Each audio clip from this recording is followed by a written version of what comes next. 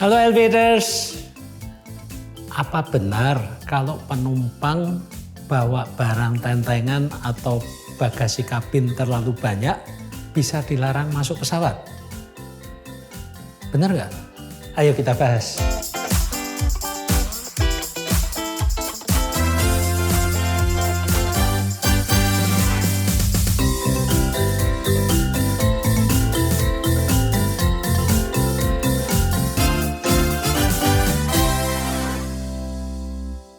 Elevators, belum lama ini beredar video cukup viral tentang seorang penumpang penerbangan internasional ditolak masuk pesawat karena bawa barang tentengan atau bagasi kabinnya banyak banget. Sayangnya tidak ada informasi yang lengkap, komprehensif, berapa banyak sih barang tentengannya dan berapa bobot atau berat bagasi kabin yang dibawa penumpang itu.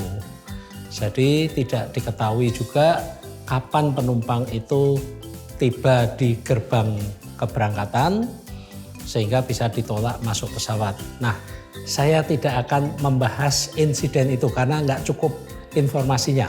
Tapi yang perlu kita ketahui bahwa maskapai penerbangan atau airlines itu memang berhak menolak bagasi jinjing yang berlebihan jumlahnya sehingga volumenya juga besar atau juga bobotnya melampaui ketentuan yang berlaku. Apa jadinya kalau misalnya saya datang dengan membawa 4 tas tentengan, masing-masing beratnya 5 kilo misalnya, terus sampai di gerbang keberangkatan ditolak bagasi saya nggak boleh masuk. Ada alternatifnya, yaitu kelebihannya, misalnya saya hanya boleh bawa maksimal 2, ya yang 2 lainnya harus dimasukkan bagasi tercatat. Itu pun ada prosesnya. Bagasi tercatat harus diproses, ada serah terimanya, ada kita diberi baggage tag, kemudian itu juga diproses masuk ke lambung pesawat sebagai bagasi tercatat. Semuanya membutuhkan waktu. Jadi kalau waktunya masih memungkinkan, itu bisa diproses. Tapi kalau waktunya sudah mepet, itu tidak bisa diproses. Karena pesawat ini juga terikat dengan waktu. Ada slotnya, di mana pesawat itu harus meninggalkan tempat parkirnya dan terbang. Apa itu slot?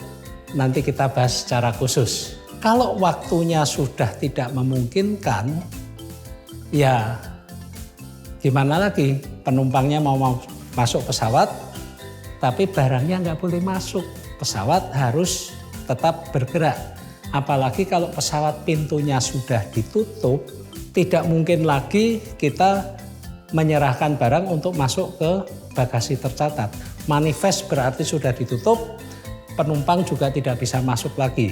Tidak mungkin pesawat kemudian mengorbankan slotnya, gilirannya untuk terbang, karena ketika slot itu sudah terlewati, pesawat harus antre, mengajukan slot baru dan antre. Ini tentunya bukan saja airline-nya yang rugi, penumpang lainnya juga sudah rugi.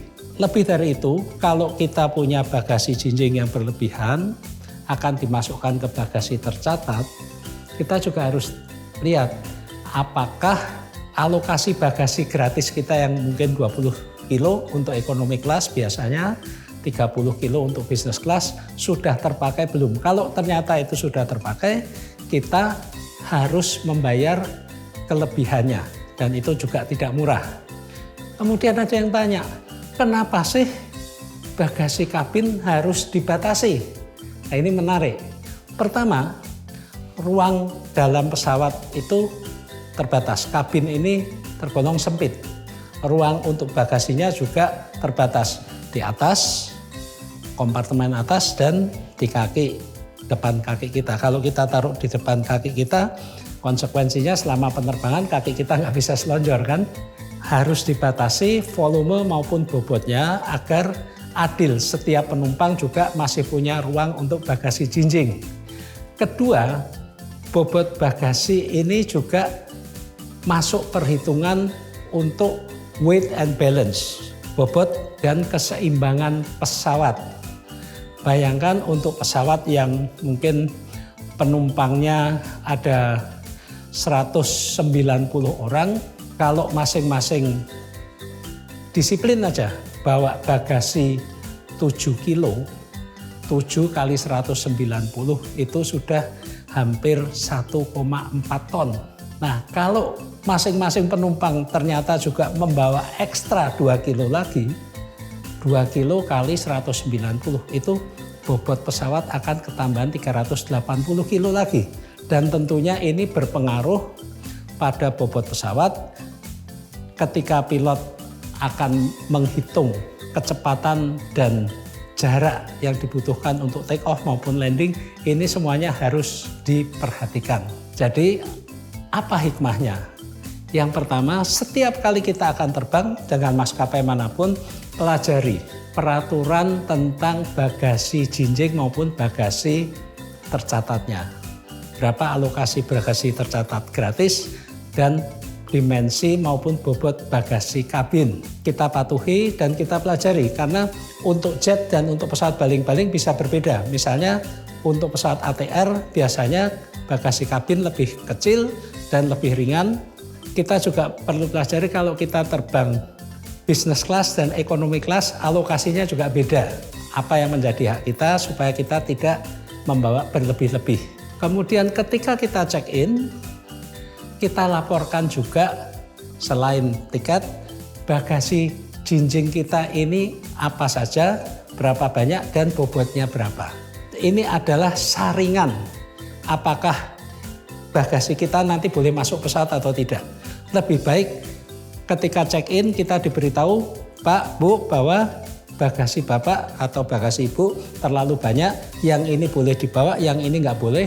Lebih baik kita di sana sudah kena screening daripada nanti akan masuk ke pesawat ditolak, waktunya mepet pula, akan sangat repot. Jadi kita terbuka saja pada petugas check-in, kalau memang disarankan masuk ke bagasi tercatat ya sudah ikuti daripada nanti repot di belakang.